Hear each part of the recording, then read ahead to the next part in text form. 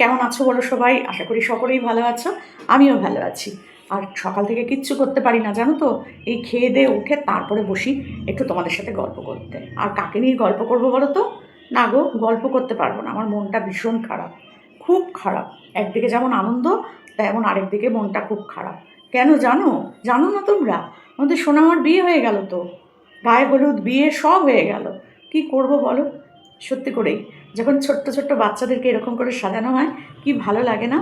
আর যখন বয়স হয়ে যায়, বিয়ের বয়স হয়ে যায়, তখন যখন ছোট্ট মেয়েটা ওই বিয়ের পিঁড়িতে ওরকম সেজেগুজে বসে, তখন মনটা কেমন ভারাক্রান্ত হয়ে যায়, তাই না? মনে হয় মেয়েটাকে এত আদর যত্ন দিয়ে বড় করলাম, আবার কোন বাড়িতে যাবে, কীরকম তার সাথে ব্যবহার করবে। কারণ আজকালকার দিনে তো কোনো বলতে পারবো না যে আমার মেয়েটা সুখী হবে। কেউ কি বুকে হাত দিয়ে বলো তো তোমরা, কেউ কি বলতে পারবে যে বিয়ে দেওয়ার পর সেই মেয়েটা সুখে থাকতে পারবে? 2 বছর, 4 বছর, 30 বছর বাদেও তো ডিভোর্স হয়ে যাচ্ছে, হচ্ছে না? কত মেয়ে আছে কষ্ট করে মুখ বুজে পড়ে থাকে, কিন্তু তাদেরও মনে শান্তি নেই। তাদের বাবা মাদের কী অবস্থা হয় বলো তো? আর রোহন, রোহন তো কী খুশি, কী খুশি, কী খুশি হয়েছে মেয়েকে ওরকম করে সুন্দর করে সাজিয়ে দিয়ে। জানি না কে সাজিয়েছে, তবে যেই সাজাক না কেন খুব সুন্দর করে সাজিয়েছে। আর আমাদের সোনামা তো সুন্দরী, তো সুন্দরীকে সুন্দরী সাজিয়েছে, আরও ভালো লাগছে। সত্যি দারুণ লাগছিল সোনামাকে। মনে হচ্ছিল আমি যদি সামনাসামনি থাকতাম, কখন কোলে তুলে নিয়ে একটু চটকে মটকে দিতাম, সত্যি। আর সোনামার মুখটা এত মিষ্টি, সাজলে গুজলে সোনামাকে সত্যি খুব ভালো লাগে। কিন্তু ওই চুল যখন ঝাঁকড়া করে ঘুরে বেড়ায় না, তখন আমার মোটেও ভালো লাগে না। যে চুলগুলোর জন্য ওকে ভালো লাগে তা না, চুলগুলো। তো যাই হোক, খুব সুন্দর লাগছিল সোনামাকে। মাথায় ওরকম দিয়েছে মানে তোমার হাতে গলায় সুন্দর করে বেশ ম্যাচিং ম্যাচিং গয়না পরেছে, খুব ভালো লাগছিল খুব। সরস্বতী পুজোর দিনকে এরকম হলুদ হলুদ শাড়ি আমাদের বাঙালি মেয়েরা পরে, জানো তো, বাচ্চা বাচ্চা মেয়েরা পরে। তো খুব ভালো লাগছিল। কিন্তু এই বিয়ে, রোহন যখন বলছে না যে সোনামার বিয়ে হয়ে গেল, তো সত্যি করে মনটা খুব খুব কষ্ট লাগছিল যে সত্যি যখন সোনামার বিয়ে হয়ে যাবে তখন কি হবে। তখন আমরা সোনামাকে কোথায় দেখতে পাবো? কোথায় যাবে মেয়েটা? কার কাছে গিয়ে পড়বে? এত মানে যত্নে, ভালোবাসায়। কোথাকার কোথাকার মানুষ কত কত জিনিস পাঠায় সোনামার জন্য। এই যে সোনামাকে জিনিসগুলো পাঠিয়েছে, আমার তো মনে হচ্ছে রোহন মনে হয় রানাঘাট গেছিল, রানাঘাটের কোনো দিদি মনে হয় এই জিনিসগুলো পাঠিয়েছে। বাটানগরের থেকে এক দিদি পাঠিয়েছিল, কিন্তু আমার যেন মনে হচ্ছে রানাঘাটের দিদিই মনে হয় এই এত জিনিস পাঠিয়েছে, যতটা আমার মনে হচ্ছে। তো যাই হোক, যে দিদিই পাঠাক, মাসিমা পাঠাক বা পিসিমা পাঠাক, আন্টি পাঠাক আর দিদাই পাঠাক, পাঠিয়েছে তো। তাহলে ওদেরকে কতটা ভালোবাসলে মানুষ এত জিনিস পাঠায় বলো তো? ওখানে প্রচুর টাকার জিনিস আছে, বাসন থেকে আরম্ভ করে, জামা কাপড় থেকে আরম্ভ করে, মিষ্টি থেকে আরম্ভ করে, খাওয়ার দাবার, কিচ্ছু বাদ নেই, কিচ্ছু বাদ নেই। মারিয়ামের জন্যও কিছু পাঠিয়েছে, আমাদের লিসানের জন্যও জামা পাঠিয়েছে। সত্যি করে এই যে মানুষের এত ভালোবাসা এমনি এমনি কিন্তু পাওয়া যায় না, তাই না? কিছু তো দিতে হয়, পেতে গেলে কিছু দিতেও হয়। রোহন দিয়েছে মন ভরা, মানে মন খুলে প্রত্যেকটা মানুষের কাছে পৌঁছে গেছে। কেন? রোহনের মধ্যে নিশ্চয়ই সেই কোয়ালিটিটা ছিল। আরও অনেক ফ্রি মোশনের ভিডিও দেখি, সেরমভাবে কি পৌঁছাতে পারলো? পারলো না। আবার উল্টে ঝামেলাও পাকাতে এলো। ভাবো একবার, সত্যি অবাক হয়ে গেছিলাম, বিশ্বাস করো সেই সময়টা, যে এরা এরকমভাবেও তো নিজেদের মতন করেও তো এরা থাকতে পারতো। কি দরকার ছিল সামান্য সামান্য ব্যাপার নিয়ে এরকম একটা বন্ধুদের মধ্যে এরকম একটা বাজে জিনিস সৃষ্টি করা, তার সাথে সোশ্যাল মিডিয়ায় নিজেদেরকে ছোট করা। ওরা তো অ্যাকচুয়াল ছোটই, ওরা তো অ্যাকচুয়াল লুজার। ওরা কিন্তু কিছু করতে পারেনি, না রোহনের কিছু করতে পেরেছে, না কন্ট্রোভার্সি ক্রিয়েটারদের কিছু করতে পেরেছে, আর না ভিউয়ার্স ভাঙাতে পেরেছে। কিচ্ছু করতে পারেনি। উল্টে আবার মামলা মোকদ্দমা এই ওই সেই তার ভয়েও দেখিয়ে যাচ্ছে। সত্যি অবাক হয়ে যাই। মানুষের কাছে পৌঁছাতে হবে, মানুষের মনের মধ্যে জায়গা করে নিতে হবে সোশ্যাল মিডিয়ায় এসে। এইসব করে কোনো লাভ নেই, কোনো লাভ নেই। তো যাই হোক, রোহনকে সত্যিই ভালোবাসে, রোহন সেই ভালোবাসাটা দিতে পারে, তার জন্যই মানুষ এত ভালোবাসে। সোনামাকে প্রচুর মানুষ, প্রচুর প্রচুর মানুষ ভালোবাসে। আর সোনামার জন্যই কিন্তু রোহন আর তো ভালোবাসা পায় না। রোহন একা ভালোবাসা পায় না, রোহন ভালোবাসা পায় তার একটাই কারণ হচ্ছে সোনামা। সোনামাকে প্রচুর মানুষ ভালোবাসে। জানি না মেয়েটার মধ্যে কি আছে, কি আছে জানি না, আরও অনেক তো বাচ্চা আছে, কিন্তু সোনামার প্রতি এত মানুষের যে দুর্বলতা, সেটা কিন্তু অন্য কোনো বাচ্চাদের ওপর অতটা নেই। সত্যি করে সোনামাকে কুড়িয়ে পেয়েছিল না রোহনের নিজের বাচ্চা, আমাদের কোনো মাথা ব্যথা নেই, কোনো মাথা ব্যথা নেই। কিন্তু যখন সত্যি করে বিয়ে হয়ে যাবে, আর রোহন যদি সত্যিই কোনো দিন বিয়ে না করে, তা রোহন খুব কষ্ট পাবে, কিন্তু এটা ঠিক কথা। রোহন প্রচণ্ড কাঁদবে, কারণ রোহন খুব মানে আবেগপ্রবণ ছেলে। রোহন কিন্তু যখন তখন কেঁদে ফেলতে পারে। রোহনের মনের ভেতরে খুব কষ্ট আছে, যে কষ্টটা ও প্রকাশ করতেও পারে না, চেপে রাখতেও পারে না, যার জন্য ওর চোখে কিন্তু দেখবে তোমরা খুব তাড়াতাড়ি জল চলে আসে, খুব তাড়াতাড়ি জল চলে আসে। তো সেই জন্য বলবো রোহন কিন্তু প্রচণ্ড কষ্ট পাবে, তাই না? একদম ওইটুকু ছোট্ট বাচ্চা থেকে আস্তে আস্তে তিল তিল করে বড় করে তোলা প্রচুর কষ্টের কাজ। তার মধ্যে কোনো মা নেই তার, তো সেখানে একটা ছেলে হয়ে এইভাবে যে মানুষ করছে, এটা কিন্তু অনেক বড় ব্যাপার, তাই না? রান্না করে খাওয়াচ্ছে, চান করাচ্ছে, জামা কাপড় পরাচ্ছে, সব কিছুই করছে তার। কিন্তু একটা জিনিস যেটা করছে না সেটা হচ্ছে স্কুল, যেটাতে মেয়েটার ভবিষ্যৎ তৈরি হবে, সেই জায়গাটার দিকে কিন্তু রোহনের খুব একটা খেয়াল নেই। তো স্কুলে পাঠানোটা কিন্তু ওর অভ্যেস করতেই হবে। যেমন সুন্দর করে সাজিয়েছো, সেরকম সুন্দর করে ওর কেরিয়ারটাও তৈরি করো রোহন। তোমাদের গ্রাম গ্রাম প্রচুর গ্রাম, তোমাদের ওখানটা সত্যিই খুবই গ্রাম।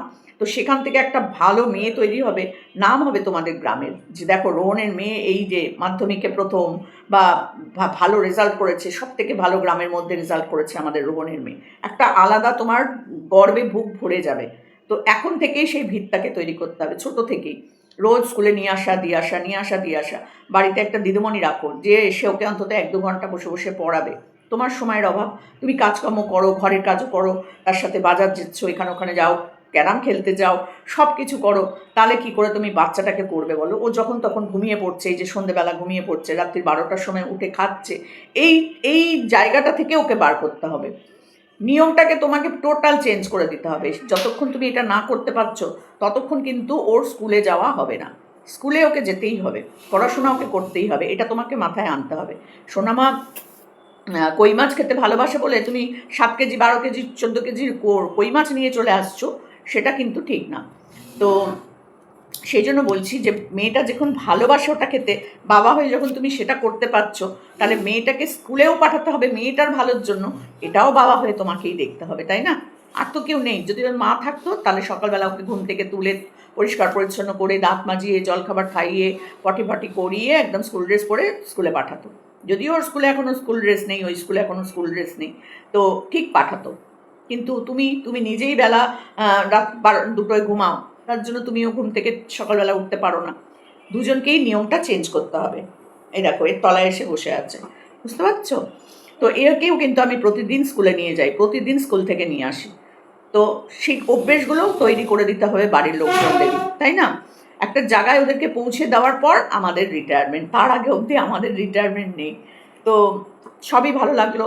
সোনামা এটা খেতে ভালোবাসে, সোনামা ওটা খেতে ভালোবাসে, সোনামার জন্য বিস্কুট, সোনামার জন্য ম্যাগি, কাজু বাদাম, কিশমিশ, তারপরে তোমার আরও কত কি মিষ্টি, কত কিছু উনি পাঠিয়েছেন, কত কিছু। আচার, সোনামা আচার খেতে ভালোবাসে, রোহন আচার খেতে ভালোবাসে। সত্যি কত মানুষ কত রকমভাবে ভালোবাসে সত্যি। তার সাথে সাথে সোনামার জন্য কাঁসার ঘড়া, মানে ঘটি না কি বলে ওটাকে, ওইটা, কলসি কলসি, তারপরে হচ্ছে রোহনের জন্য কড়া, থালা, মানে কি নেই, গ্লাস বাটি যাবতীয় উনি একটা সংসার পাতার মতন জিনিস পাঠিয়ে দিয়েছে রোহনের জন্য। ভালোবাসা, এটা হচ্ছে ভালোবাসা। মা তুমি জামা পরোনি কিন্তু, ওদিকে যাও। তো সেই জন্য বলি যে মানুষের কাছ থেকে ভালোবাসা এত সহজে পাওয়া যায় না, ভালোবাসলে ভালোবাসা দিতেও হয়। এই যে রোহন একজন দিদিকে সাপোর্ট করছে, ভাবো তো, সেই দিদিটার পাশে যে রোহন দাঁড়িয়েছে, কটা মানুষ এরকমভাবে দাঁড়ায়, কটা মানুষ দাঁড়ায় বলো তো? আমি খুব সামান্য একজন মানুষ, যতটুকুনি পারি ততটুকুনি সবাইকে সাহায্য করার চেষ্টা করি, কিন্তু রোহনের মতন করে তো পারি না, টাকা পয়সা দিয়ে, এই দিয়ে, ওই দিয়ে, সেইভাবে তো পারি না, তাই না? তো এইখানে মানুষের মনের কাছে যাওয়ার রাস্তাই হচ্ছে মানুষের কাছে তুমি তোমার ভালোবাসাটা দাও, তবেই তুমি ভালোবাসাটা রিটার্ন পাবে। রোহনের মধ্যে সেই জিনিসটা আছে, রোহন মানুষকে ভালোবাসতে জানে। তো যাই হোক, খুব ভালো লাগলো। এরপরে চলে আসি লিসানের ভিডিওতে। লিসানের বাড়িতে গেছে, মারিয়ামের সব খাবার দাবার, জামা কাপড় সব দিতে গেছে, কারণ মারিয়ামকেও দিয়েছে জামা কাপড়, রোহন ঈদের জন্যই মেন দিয়েছে, আমাদের লিসানের জন্য দিয়েছে, তারপরে ওর জন্যও ম্যাগি, খাবার দাবার অনেক কিছুই পাঠিয়েছে, রং পেন্সিল। আগের দিন তো রং পেন্সিল নিয়ে ঝামেলাই বেঁধে গেল, যে রং পেন্সিল ওকে দেবে না, কী অবস্থা! আসলে বাচ্চা তো বোঝে না। তারপর যখন গাড়িতে এসে দেখলো ওরও একটা আছে, তারপরে সে থামলো। তো যাই হোক, সেখানে গেছে, গিয়ে বাবা উঠে দেখেছি সজনের ডাঁটা পাচ্ছে, বুঝেছো? মেয়ের এদিকে গায়ে হলুদ, আর ওদিকে সজনের ডাঁটা পাচ্ছে।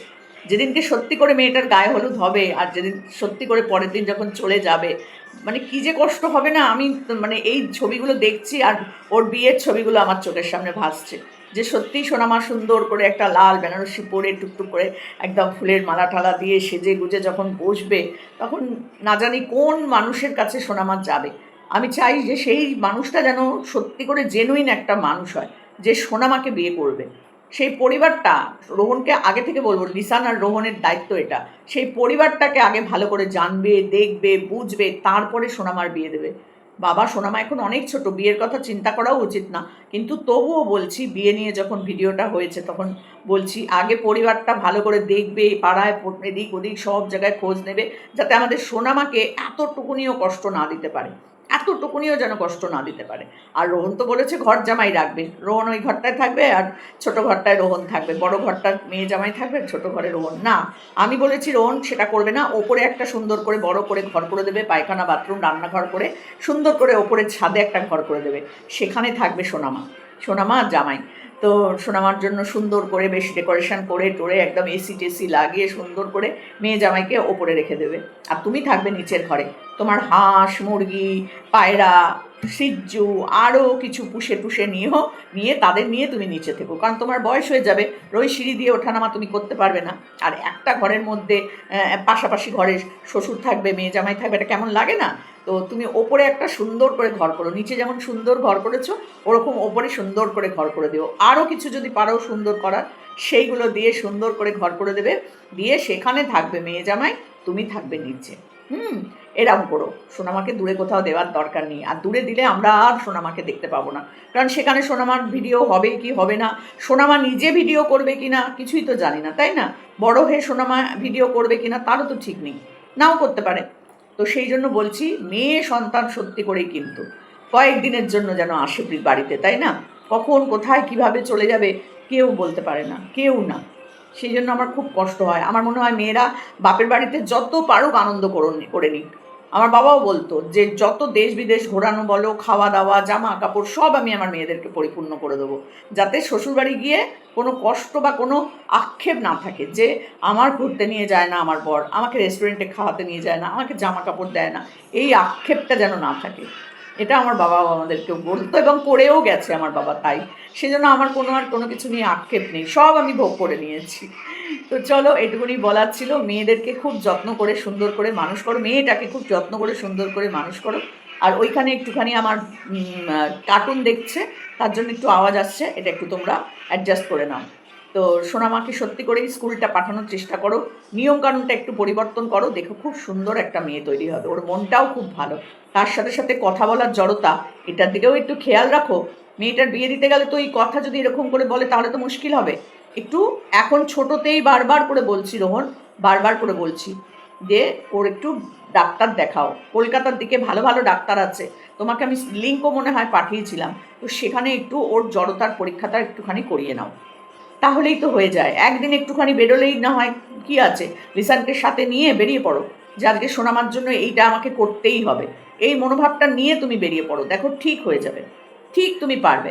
তো সোনামার জন্য এটুকুনি কষ্ট তো তোমাকে করতেই হবে, তুমি ওর বাবা, আর ওর ভবিষ্যৎটা কিন্তু তোমার উপরেই নির্ভর করছে, তাই না?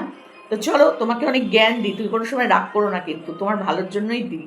তো তোমরা যদি তোমার যাদের নিয়ে ভিডিও করি তারা যদি কমেন্ট করে না, সত্যিই ভালো লাগে।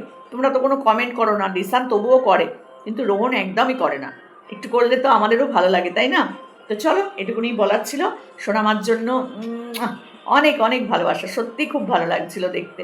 তো চলো, তোমাদের ঈদ আসছে সামনেই, ঈদ মুবারক আগে থেকে জানিয়ে দিলাম। ঈদের খুশিতে তোমরা সব মানে আনন্দ করো, ভালো কাটুক তোমাদের দিনগুলো। চলো, এটুকুনি বলার ছিল। টাটা।